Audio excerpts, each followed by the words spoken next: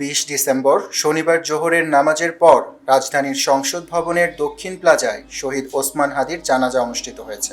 জানাজায় রাজনৈতিক দলের বিভিন্ন নেতা, বিশিষ্টজন, বিভিন্ন শ্রেণী পেশার মানুষ অংশগ্রহণ করেন।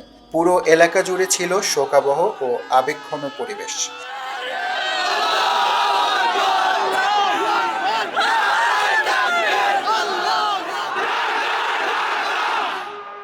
জানাজা নামাজের আগে সংক্ষিপ্ত ভাষণে প্রধান উপদেষ্টা ডক্টর মোহাম্মদ ইউনূস শহীদ ওসমান হাদির আত্মত্যাগ গভীর শ্রদ্ধার সঙ্গে স্মরণ করেন।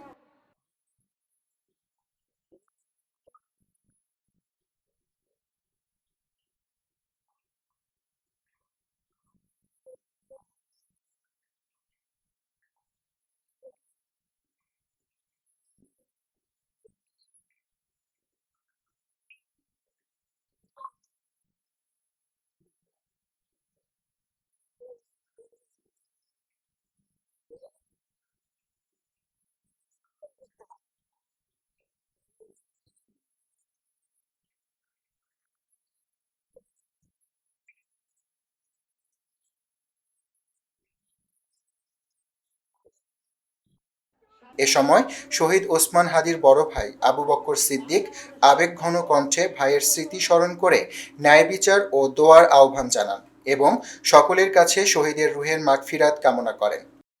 ওর ছেলে আর কোনোদিন জানবে না যে আমার বাবা কেমন ছিল। ভাইরা আমার, ওসমান হাদি আর ফিরে আসবে না। ওসমান, তুমি দেখে যাও, লক্ষ লক্ষ জনতা, তৌহিদি জনতা তোমার জন্য পাগল। আজকের ওর সন্তানের চেহারার দিকে তাকানো যায় না। আজকের আমার মা প্রায় পাগল হয়ে যাচ্ছে, জ্ঞান হারিয়ে ফেলছে। আমার ভাই বোন তোরে পাগল হয়ে যাচ্ছে। আমার 6 ভাই বোনের মধ্যে সবচেয়ে ছোট ছিল শরীফ ওসমান হাদি। আজকের তার লাশ আমার কাঁধে বহন করতে হচ্ছে। আল্লাহ যেন আমার ভাই শহীদ শরীফ ওসমান হাদিকে জান্নাতুল ফিরদাউসের মেহমান হিসেবে কবুল করেন। জানাজা শেষে উপস্থিত মুসল্লিরা শহীদ ওসমান হাদির জন্য দোয়া করেন। হাদিকে দেখলে, তার কথা শুনলে, তার বক্তব্য শুনলে, তার কালচারাল দেখলে বোঝা যায় দেশপ্রেমিক কাকে বলে। এই হাদির মতো আরেকটা হাদি আমাদের বাংলাদেশে আমরা পাবো কি না বলতে পারি না। আল্লাহ যেন আমাদেরকে লক্ষ লক্ষ হাদি তৈরি করে দেখ, এটা আমরা কামনা করছি। হাদি এই দেশের তরুণ সমাজকে শিখিয়ে গেছে সত্য এবং ন্যায়ের পথে আন্দোলন কিভাবে করতে হয়।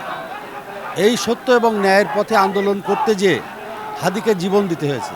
আমি তার সাথে একদিন দেখা করছিলাম, মানুষটা অনেক ভালো, তার ব্যবহার অনেক ভালো ছিল। সে ইনশাল্লাহ শহীদ মৃত্যু পেয়েছে, আল্লাহ তাকে জান্নাত নসিব করুন। আমরা একটা রত্ন হারিয়ে ফেলেছি, আমাদের দেশের একটা ভবিষ্যৎ আমরা হারিয়ে ফেলেছি। সবাই তার জন্য দোয়া করবেন, আল্লাহ যেন তাকে শহীদি মর্যাদা দান করে।